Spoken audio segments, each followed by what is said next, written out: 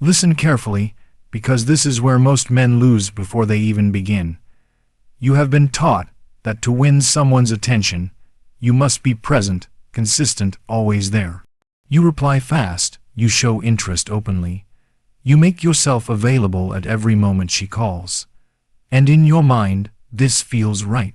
It feels honest. It feels like effort. But what if I told you that this very behavior slowly erases your value in her eyes? A man who is always present becomes predictable, and a predictable man becomes forgettable. Scarcity is what gives something value. Think about it. The things that are always available, always within reach, are rarely desired with intensity. But the things that appear limited, the things that can be lost, those are the things people cling to. And attraction follows the same law. When your presence is constant, there is no risk of losing you. And when there is no risk, there is no urgency, no curiosity, no emotional tension, so what must you do? You must become less available, but not absent. This is where most fail. They either chase endlessly or disappear completely. Both are mistakes. The game is not about vanishing. The game is about controlled presence. You reply, but not instantly. You engage, but you do not linger endlessly. You leave conversations first, not abruptly, but with purpose. You create moments that feel complete, yet slightly unfinished, because it is in the unfinished that the mind begins to wander. She starts to think, why did he leave now? What is he doing? Why didn't he continue? And slowly, without realizing it, you occupy her thoughts even in your absence. This is power, not loud, not obvious, but deeply effective. You must understand attraction grows in the space between interactions, not just within them. It grows when she is alone, thinking about you, replaying your words, questioning your actions, trying to understand your rhythm. And that only happens when you are not always there to answer every question. A man who explains everything removes mystery, and without mystery, there is nothing left to explore. So you must allow her to wonder. Let there be moments where she does not fully understand you. Let there be pauses in your communication. Let there be silence that speaks louder than constant words, because silence, when used correctly, creates tension. And tension is the foundation of emotional attachment. But understand this clearly: scarcity is not about playing games like a fool. It is about discipline. You are not ignoring her to punish. You are controlling your availability because your time, your energy, your attention have value. When you treat your presence as something valuable, others begin to see it the same way. But if you give it away freely, endlessly, without restraint, it loses its weight.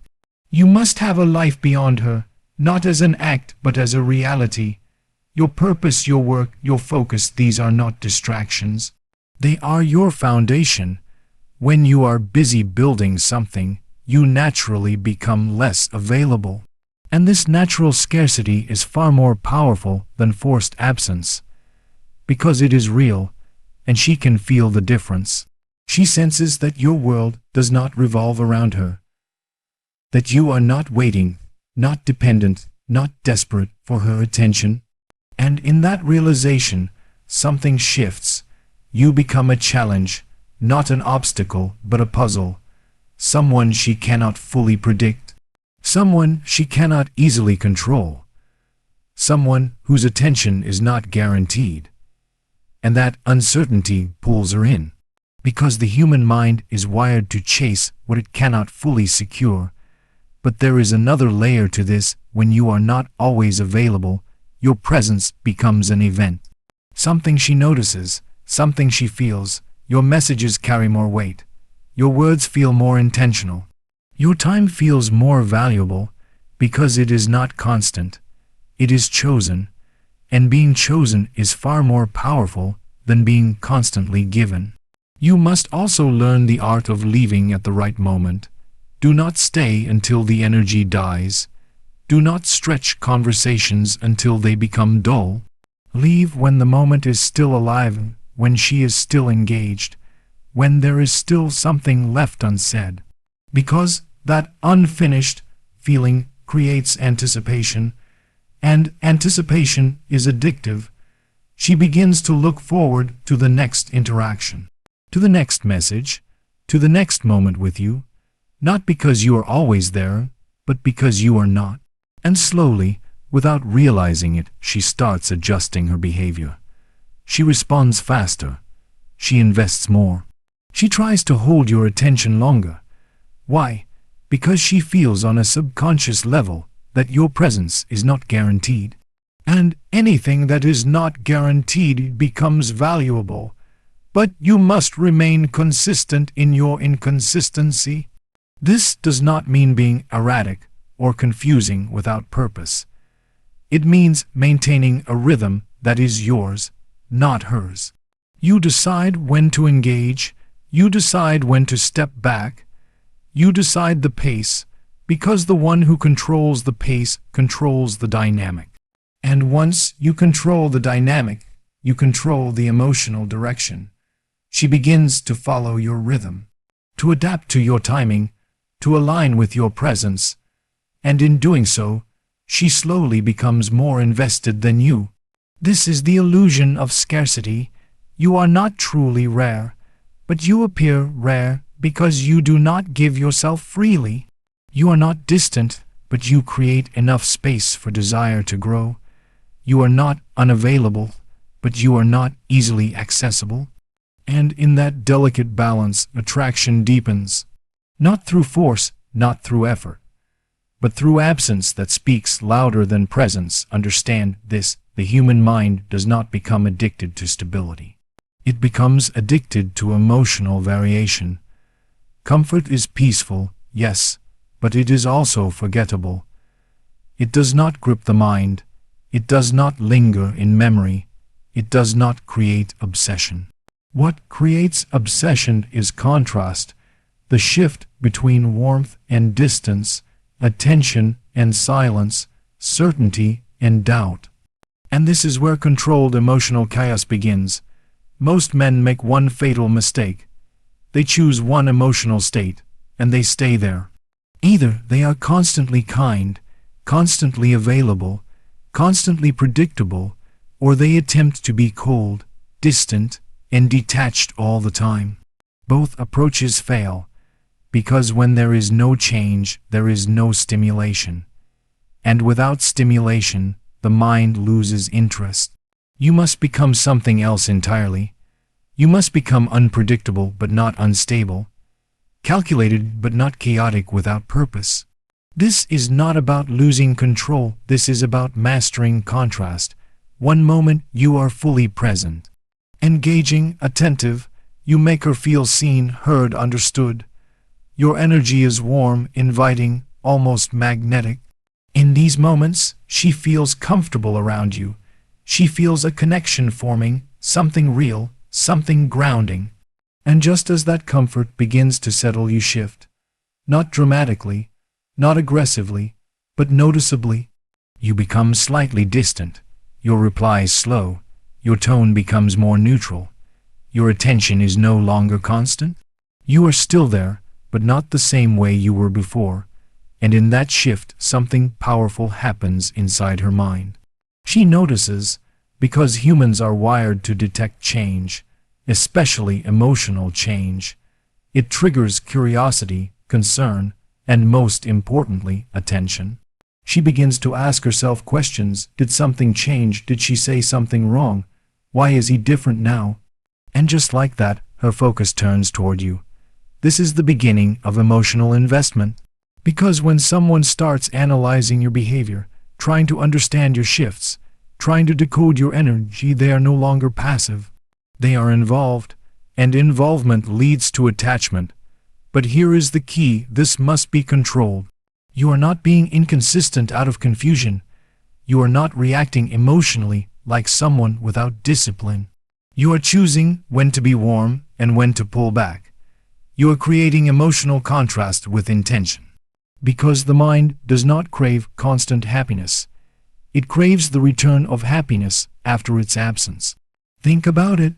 If you are always warm, always kind, always giving, your presence becomes normal, expected, taken for granted. But if that warmth is occasionally withdrawn, even slightly, it becomes something she values, something she notices when it is gone, and when it returns it feels stronger than before. This cycle, warmth, distance, warmth again, creates a pattern her mind begins to follow. She starts chasing the high moments, the moments when you are fully present, fully engaged, fully connected. And she begins to fear the low moments, when you are distant, quieter, less available. This creates emotional tension, and tension is addictive, because she never fully knows which version of you she will get. The warm one or the distant one, the engaging one or the reserved one. And in that uncertainty she becomes more alert, more invested, more focused on you. But understand this clearly, there is a difference between controlled chaos and emotional instability. An unstable man reacts based on his feelings. His moods control him. One day he is kind, the next day he is cold. But there is no pattern, no intention, no control. This creates confusion, but not attraction. It pushes people away. Controlled emotional chaos is different. It is subtle, measured, intentional. You are aware of your shifts. You decide when to change your energy. You never lose control, you simply adjust your presence. And because of that, your unpredictability feels intriguing, not exhausting. She does not feel unsafe, she feels challenged. There is another layer to this. When you create emotional highs, you must make them genuine, real, felt, because if the warmth feels fake, forced, or manipulative, it loses its power. Your attention, when given, must feel authentic. Your presence must feel real. Your engagement must feel natural. This is what makes the contrast effective. Because she experiences something real, and then feels its absence. And the absence of something real is what creates longing. Without authenticity, there is no emotional anchor. And without an anchor, the highs and lows mean nothing. So when you are present, be truly present, and when you pull back, do it calmly, without explanation, without drama. No need to justify your distance, no need to announce your absence. You simply shift, because power does not explain itself. And the less you explain, the more she tries to understand. The more she tries to understand, the deeper she becomes involved. And involvement, when repeated over time, becomes emotional dependence. She starts to anticipate your behavior, to analyze your tone, to search for meaning in your words, your pauses, your silence. You are no longer just a person in her life. You become a psychological experience, something she feels, but cannot fully predict. And the human mind is drawn to what it cannot fully control. But remember, this timing is everything. If your shifts are too frequent, too extreme, they lose impact. If they are too rare, they go unnoticed. You must find a rhythm that feels natural yet unpredictable, familiar yet slightly out of reach. Because the goal is not to confuse her, it is to engage her mind, to make her feel something different, something dynamic, something that breaks the monotony of predictable interactions. And once she feels that difference, she will not want to go back to normal, because normal becomes boring. And you become the contrast she cannot replace. This is controlled emotional chaos, not loud, not obvious, but deeply psychological. A silent game of tension and release, where the one who controls the emotional rhythm controls the attachment. There is a truth most men never understand. People are not drawn to you for who you are alone. They are drawn to how you make them feel about themselves. Attraction, at its deepest level, is not about appearance, status, or even words. It is about recognition, the feeling that someone sees you not just on the surface but beneath it. The feeling that someone understands the parts of you that you never fully express. And when a woman feels understood without having to explain herself, something inside her shifts.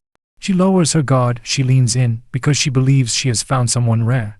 This is the foundation of what I call the mirror of desire. You are not becoming someone else, you are becoming a reflection of what she secretly wants. But to do this, you must first learn something most people are too impatient to master. You must learn to observe, not just what she says, but how she says it.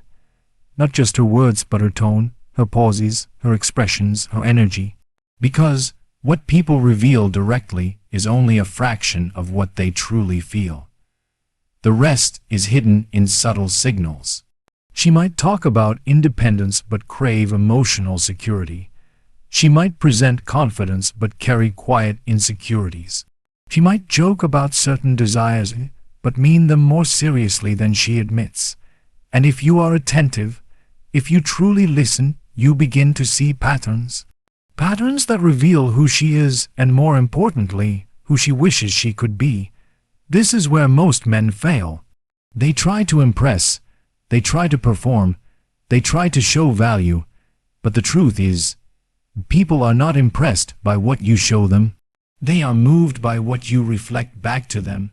So instead of trying to prove yourself, you become a mirror. When she speaks about her passions, you don't just nod. You understand the emotion behind them. You match her energy. You show that you see not just the activity, but the meaning it holds for her. When she reveals something subtle about her desires, you acknowledge it without making it obvious. You align with it naturally, without forcing it. And slowly, she begins to feel something powerful. She feels like you get her, not on a surface level, but on a deeper, almost instinctive level, and that feeling is rare. Because most people go through life feeling misunderstood. They feel like they have to explain themselves, justify themselves, or hide parts of who they are. But with you, she doesn't feel that. With you, she feels seen. And when someone feels seen, they become emotionally open. But here is the key: you must never reflect everything. If you mirror her completely, perfectly, without variation, it feels artificial. It feels like imitation, not connection. The power lies in selective reflection. You reflect enough to create familiarity, but you maintain enough difference to create intrigue. Because attraction is not built on sameness alone. It is built on the balance between similarity and mystery. She must feel like you understand her, but she must also feel like there is more to discover about you. This creates depth, and depth creates emotional investment. There is another layer to this. When you reflect her hidden desires, you are not just showing understanding. You are activating something inside her. You are bringing her unspoken fantasies closer to reality.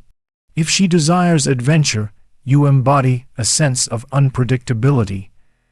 If she craves stability, you show calm control. If she seeks emotional depth, you reveal just enough vulnerability to match hers. And as you do this, she begins to associate you with those feelings. You become the embodiment of what she wants. Not entirely,